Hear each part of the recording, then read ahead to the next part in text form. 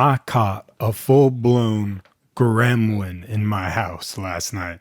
You ever want to see a gremlin? Turn on a kitchen light at 2 a.m.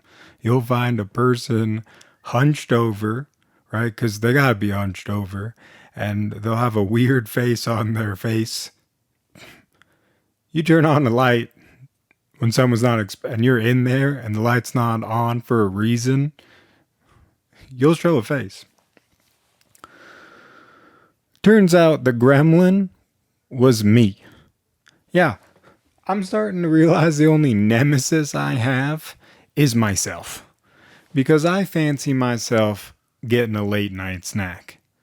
Mainly because there's no one around to judge me eating said snack. Okay? And so I turn it into a full-blown mission impossible. And the impossible part is just me getting in my own way, right? Like it first starts off 2 a.m. That's key.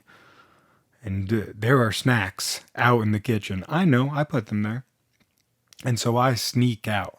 And every time I sneak out and I think I'm getting close to victory, I always do something dumb. Like, and now lately it's like pulling a muscle, right? Like I try to roll on the ground or sneak on the ground. And I swear I just reached my arm out. I didn't even do anything. I just reached my arm out and I just felt, oh my, that almost took me down. So I get over to the snack, and you know that at 2 o'clock in the morning, any noise you make is going to be excruciatingly loud. Only to yourself, but you think you're waking up the whole neighborhood. I'm telling you, you start opening up things really slowly, which only makes them sound louder for longer. Like I swear, I open up the freezer to get an ice cream sandwich. Delicious. See, you can just, when it gets in your mind like that, you gots to have. And as I was opening up the freezer, I'm telling you, I'd like brace it for impact and really try and pull back. And as I was pulling back, it said, "No, you don't!" Like I could hear it loud and clear. And you freeze, paralyzed, and you look both ways as if something's coming from the unknown. I'm telling you, the key is to look behind you, because that's usually always where they're standing. Right? You look this way and that way. Who's coming from this way or that? Nobody. They're coming from, I'm telling you, every time I've looked this way and that way, they're always standing right behind me. Love you, honey. So, late night snack, not working. The tinkering, though, that I go through has just got to stop because I'm causing more problems, I think, than issues. Because now the maintenance around my house, I don't know what's going on. Maybe I'm not looking to the side far enough. You know, like when you first look at a problem, you start looking at it and maybe I can just see it from a different angle. Yeah, that's what the problem is. Our water heater went out a little while ago. Just the pilot light. And I had to call somebody because I didn't know what a pilot light. No, I'm just kidding. And they came and they just blew on it. I'm telling you, they blew on it and it turned on. Well, we've been having problems with our AC and I just had enough, right? It came to the point where my girlfriend had to tell me about the AC. She's going, I'm dying in here and there's no AC.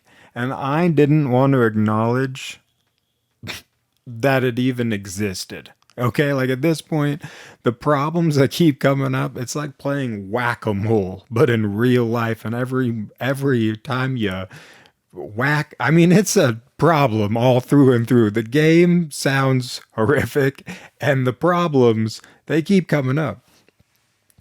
And so I was just like, you know what? No, the AC, it's fine. She's like sweating from her ears and going, are you out of your mind? And usually I have the AC on when it's winter time. Okay. Like I am a fan of the cold air, but all these problems, you ever look at a problem and close your eyes and try and wish it away? Still there? Okay. It got to the point where she had to take me to a store. Like an actual building, because they have AC. I didn't even get through the door. Those magical automatic doors just open up, and a waft of cold air embraced me like a cool breeze that lifted me like a fairy off of my feet and just glided me into this store. I'm telling you, the moment of realization that I had that my AC didn't work after just feeling AC from the outside of a different building, I'm telling you guys right now, you can't turn around to the woman I love you, honey, and now admit that she was right the whole time. You've put your foot down too many times and said the AC doesn't work. And now you've just glided through this air conditioned building like it's a Sunday morning. So I had to sit there and go, what's. So we called the guy. And basically, you ever get that call where it's like, is it plugged in? Of course I checked if it was Oh, turns out all I needed to do was plug in a thermostat. Not really plug it in, just push it firmly against the wall and open up a few vents.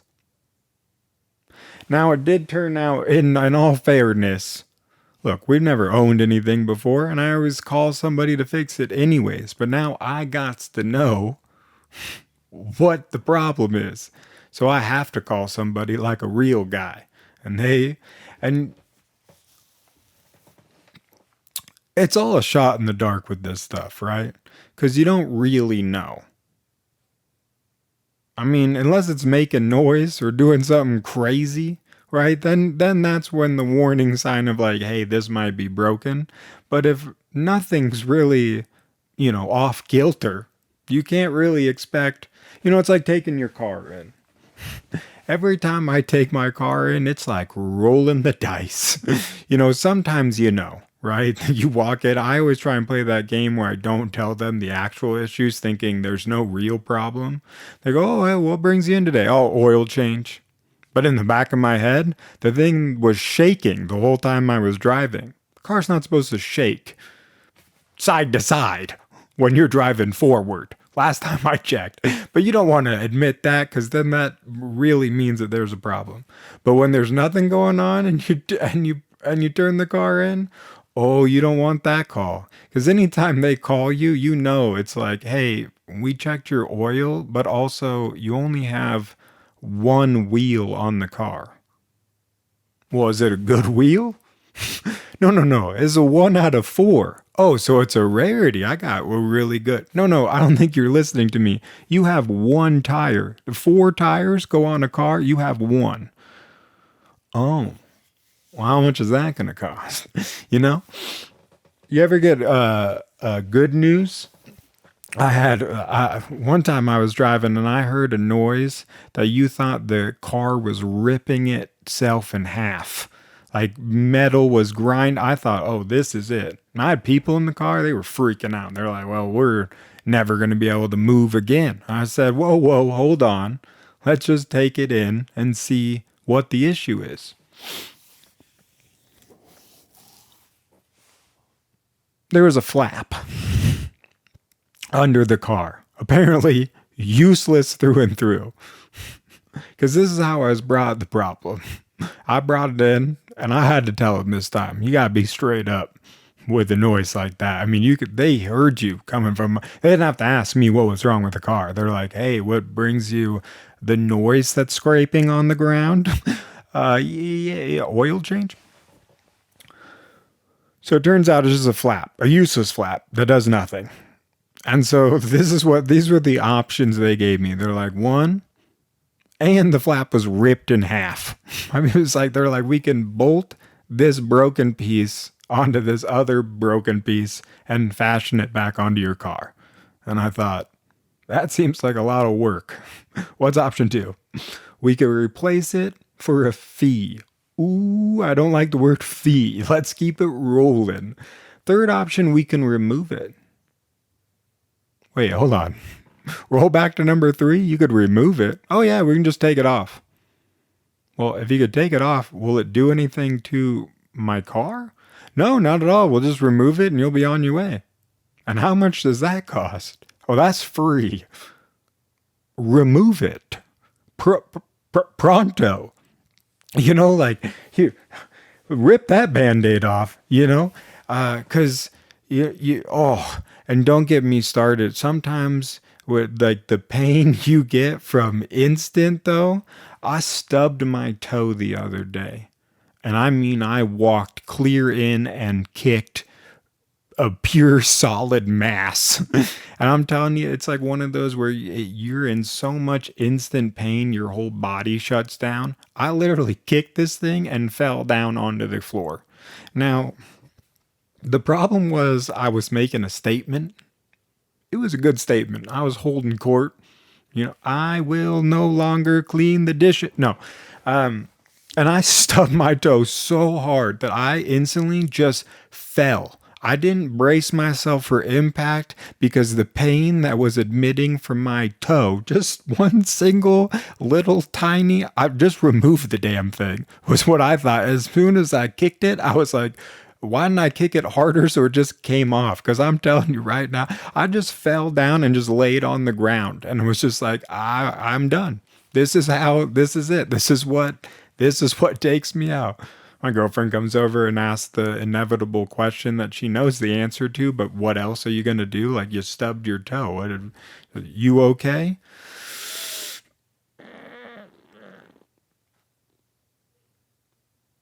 That's it. That's all. You can't even breathe. That's how much you're just like, what is happening? I've been taken out by a wooden peg. That's what I kicked. In those moments, you almost wish that the other person didn't care or didn't even notice the dramatization of what you just caused. You almost wish it was that person was a cat, because cats, they don't care. They only care if you're a plaything, right? And cat owners, I was thinking about removing some of the carpet in some areas of the house. And you could tell that this person owned a cat because their response was, oh, you could turn some of the stuff into cat toys. I'm like, I don't own a cat. Why am I turning things into cat toys? I was with a cat recently. We have an odd relationship, me and cats, but this cat was trying to suss me out, right? Like, the cats will only come to you once they've decided that they're in control. And they're in control from day one. But this cat was anytime I'd look away and put my feet on the ground, they would come and bite me in places that I didn't even know existed on my foot. Okay? I don't know where and what angle, but this cat was biting me and I didn't understand. Anytime I reach out, I'd be like, hey, the cat would just run away. I literally had to not, it was like playing hot floor. Like, the whole floor was made out of cats trying to bite me. And so I could not put my feet down on the ground until it bit too hard. And I think drew a little blood and realized, like, what is this? D negative? I can handle this person any day. If that's this person's blood type, I mean, this cat literally sussed out my blood type and was like, weak. And after that, just walked all over me. And, with that, you got to be worried with cats because they can just be anywhere at any time and they can survive far distances or fall distances. One of the two, I got to get out of here. So thank you guys so much for watching. Until next time, bye-bye.